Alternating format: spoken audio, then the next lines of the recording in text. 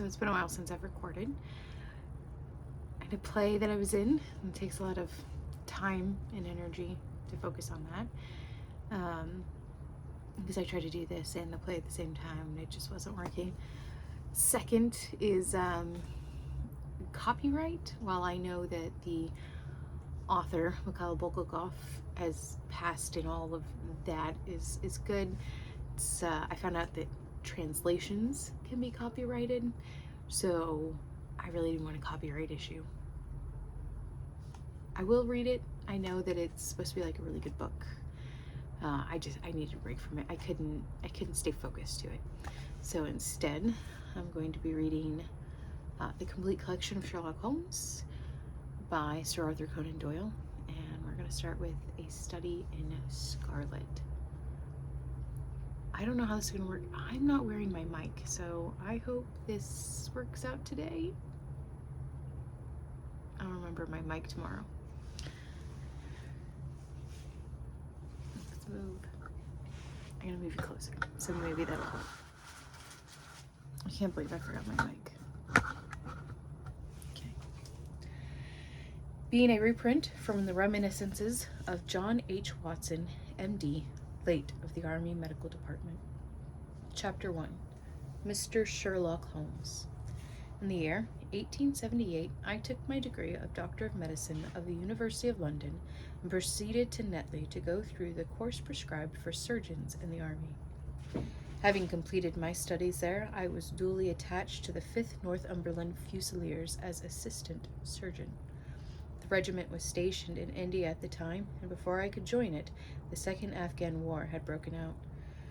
On landing at Bombay, I learned that my corps had advanced through the passes and was already deep in the enemy's country.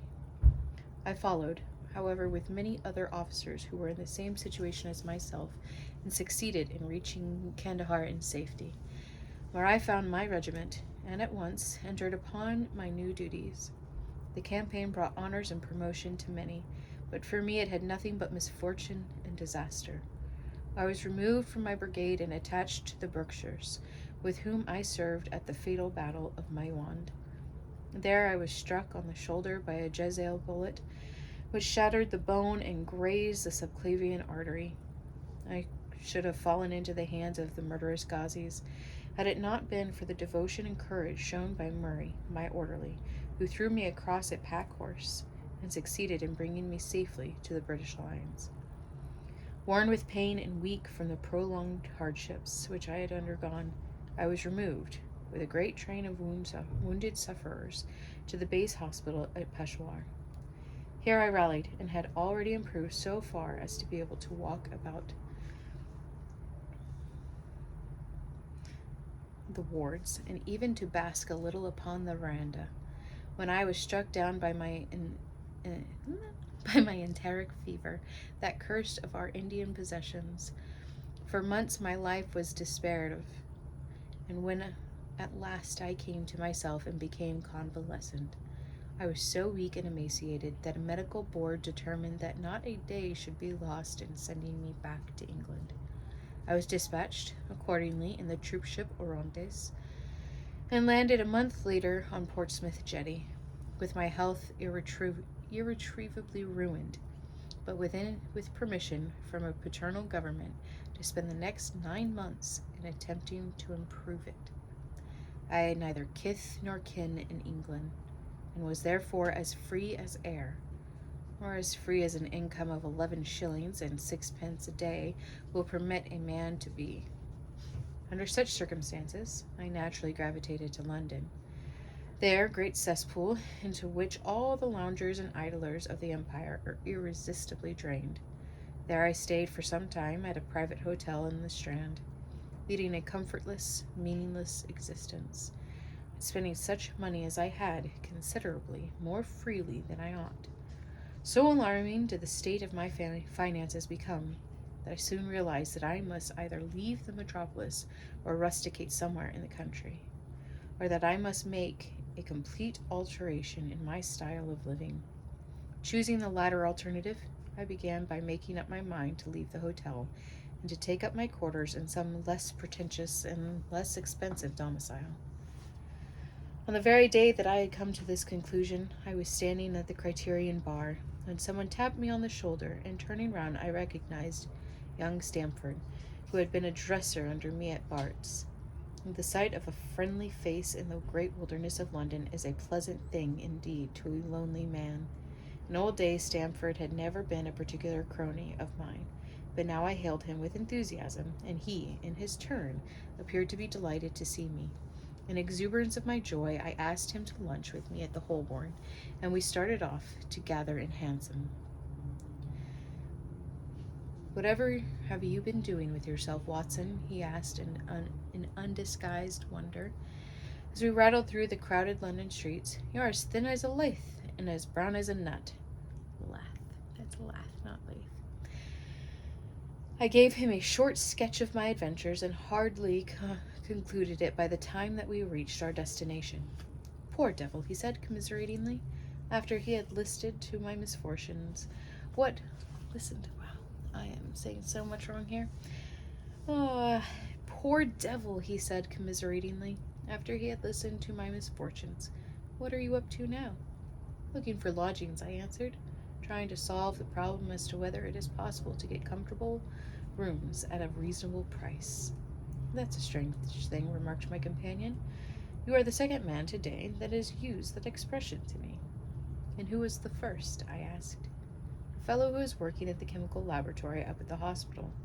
He was bemoaning himself this morning because he could not get someone to go halves with him in some nice rooms which he had found, and which were really too much for his purse." "By Jove," I cried, "if he really wants someone to share the rooms in the expense, I am the very man for him. I should prefer having a partner to being alone." Young Stamford looked rather strangely at me over his wine-glass. "You don't know Sherlock Holmes yet," he said. "Perhaps you would not care for him as a constant companion." "Why? What is there against him?" "Well, I didn't say there was anything against him. He's a little queer in his ideas. An enthusiast in some branches of science. As far as I know, he is a decent fellow enough." "A medical student, I suppose," said I. "No, I have no idea what he intends to go in for. I believe he is well known. He is well up in anatomy, and he is a first-class chemist. But as far as I know, he has never taken out any systematic medical classes. His studies are very desultory and eccentric, but he has amassed a lot of out-of-the-way knowledge which would astonish his professors." Did you never ask him what he was going in for?" I asked. "No, he is not a man that is easy to draw out, though he can be communicative enough when the fancy seizes him." "I should like to meet him," I said. "If I am to lodge with anyone, I should prefer a man of studious and quiet habits. I am not strong enough yet to stand much noise or excitement. I had enough of both in Afghanistan to last me for the remainder of my natural existence." "How could I meet this friend of yours?" "He is sure to be at the laboratory," returned my companion.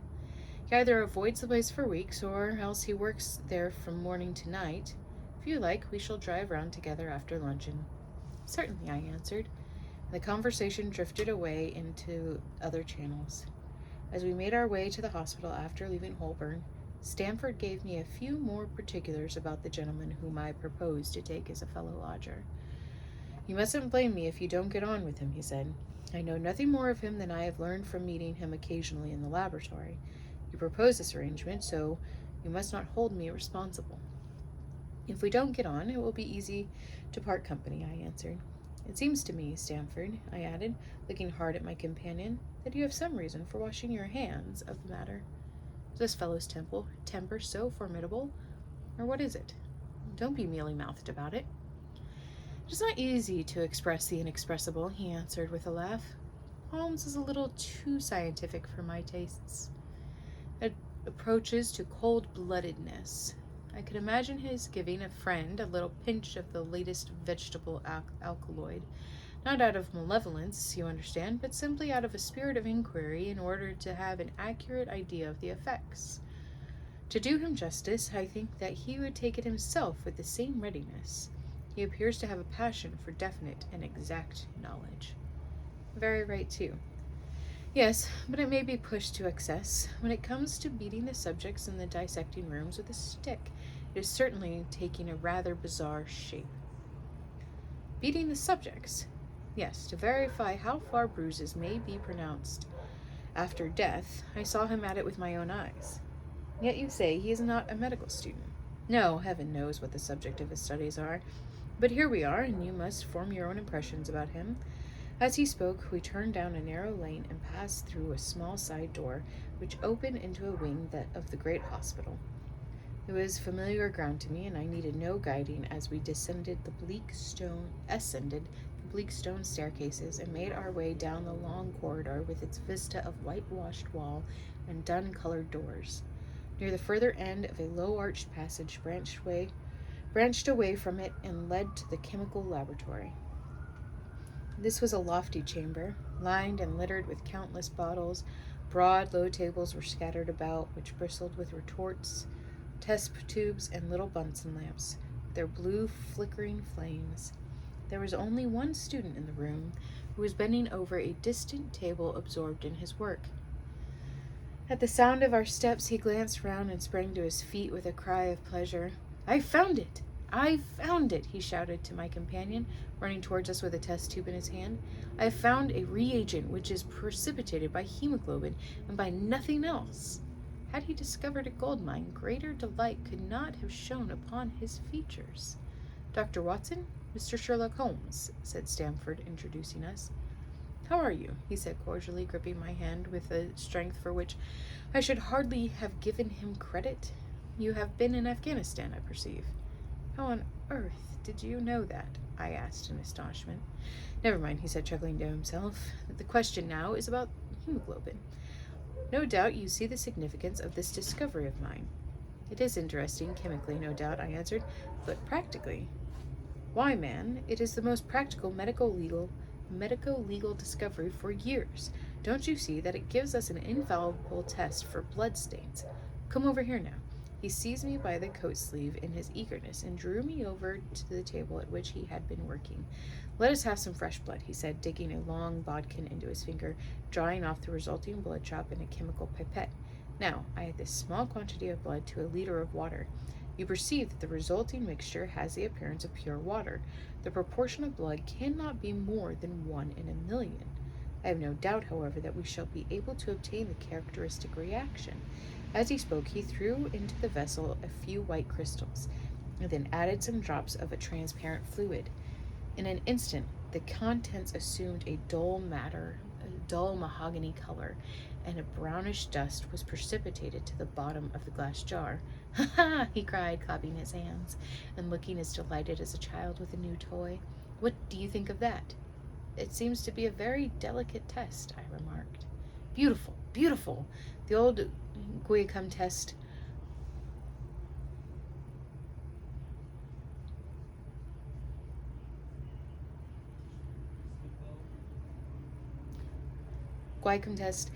was very clumsy and uncertain, so it is the microscopic examination for blood corpuscles.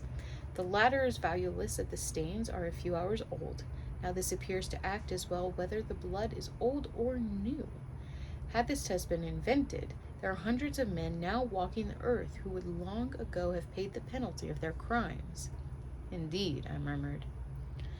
"Criminal cases are continually hinging upon that one point. A man is suspected of a crime months, perhaps after it's been committed. His linen or clothes are examined, and brownish stains discovered upon them. Are they blood stains? Are they mud stains? Are they rust stains or fruit stains? And what are they? That is a question which has puzzled many an expert, and why? Because there was no reliable test. Now we have the Sherlock Holmes test, and there will no longer be any difficulty." His eyes fairly glittered as he spoke, and he put his hand over his heart and bowed as if to some applauding crowd conjured up by his imagination. "You are to be congratulated," I remarked, considerably surprised at his enthusiasm. "There was the case of von Bischoff at Frankfurt last year. He would certainly have been hung had this test been in existence. Then there was a Mason of Bradford, and the notorious Mueller, and Lefebvre of Montpellier. I'm going to go with it. And Samson of New Orleans. I could name a score of cases in which it would have been decisive. You seem to be a walking calendar of crime, said Stamford with a laugh. You might start a paper on those lines, called the Police News of the Past. Very interesting reading it might be made, too, remarked Sherlock Holmes, sticking a small piece of plaster over the prick on his finger. I have to be careful, he continued, turning to me with a smile, for I dabble with poisons a good deal. He held out his hand as he spoke, and I noticed that it was all mottled over with similar pieces of plaster and discolored with strong acids. We came here on business, said Stamford, sitting down on a high three-legged stool and pushing another one in my direction with his foot. My friend here wants to take diggings, and as you were complaining that you could get no one to go halves with you, I thought that I had better bring you together. Sherlock Holmes seemed delighted at the idea of sharing his rooms with me. I had my eye on a suite in Baker Street, he said, which would suit us down to the ground. You don't mind the smell of strong tobacco, I hope? I always smoke ships myself, I answered. That's good enough. I generally have chemicals about and occasionally do experiments. Would that annoy you? By no means. Let me see, what are my other shortcomings? I get in the dumps at times and don't open my mouth for days on end. You must not think I am sulky when I do that. Just let me alone, and I'll soon be right. What have you to confess now? It's just as well for two fellows to know the worst of one another before they begin to live together. I laughed at this cross-examination. I keep a bull pup, I said, and I object to Rose because my nerves are shaken, and I get up at all sorts of ungodly hours, and I am extremely lazy. I have another set of vices when I'm well, but those are principal ones at present. Do you include violin playing in your category of Rose? He asked anxiously. Depends on the player, I answered. A well-played violin is a treat for the gods, a badly played one.